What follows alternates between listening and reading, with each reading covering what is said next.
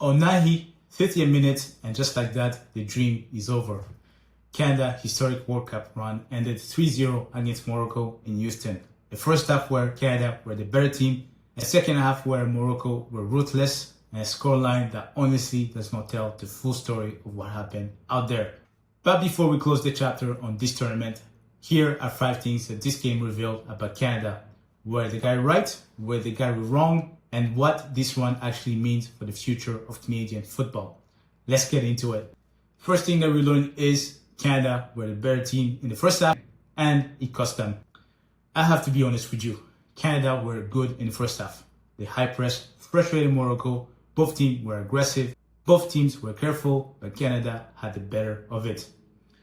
Tani Oluwaseyi had the better chance of the half and close range effort that Bonu got down brilliantly to turn away. And that save right there might have changed the entire trajectory of this game.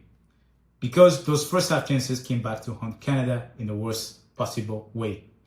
When you get opportunities against Morocco at a World Cup, you have to take them. Canada didn't, and they paid for it. Second thing that we learned is the second half was a completely different game. We have seen this before. Switzerland punished Canada in the second half, and now Morocco did exactly the same thing.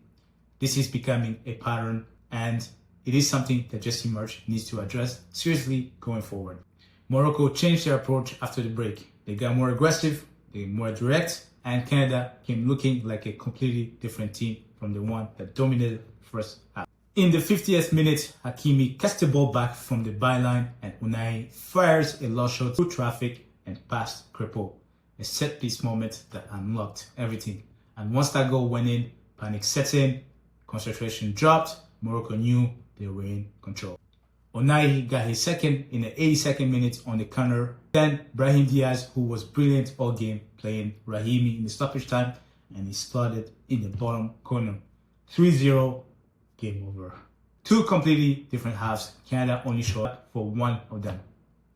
Third thing that we learned is substitution came too late. This one is hard to say, but it needs to be said.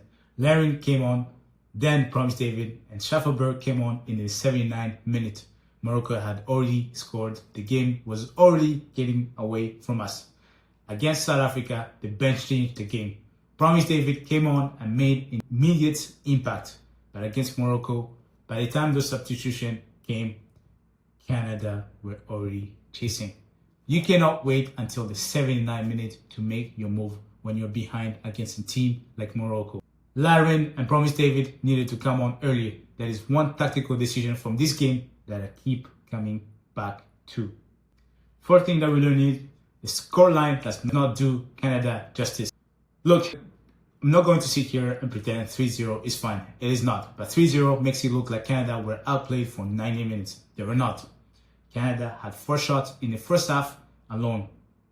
They had 13 touches in Morocco penalty box. This was not a blowout. The second goal came on the counter where Canada was pushing forward, desperately looking for an equalizer. The third came in the stoppage time where the game was already gone. We were hoping for a Cape Verde against Argentina type moment, and honestly, in the first half, it felt possible. Canada were right there. They just couldn't find the goal that would have changed everything. Fifth thing that we learned is keep your head high. This run was historic. The World Cup dream is over and it hurts. I'm not going to pretend that it doesn't. But let's just take a second and think about what this team actually did. They won a World Cup game for the first time ever, 6-0 against Qatar. They won a knockout game for the first time ever, Eustaquio in the 92nd minute against South Africa.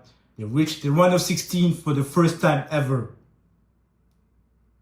This is a young program. These players are going to come back stronger from this experience. And the next time Canada steps into a World Cup stage, there will be a next time. And there will be a next time. They'll know exactly what it takes. We are proud of you, Canada, every single one of you.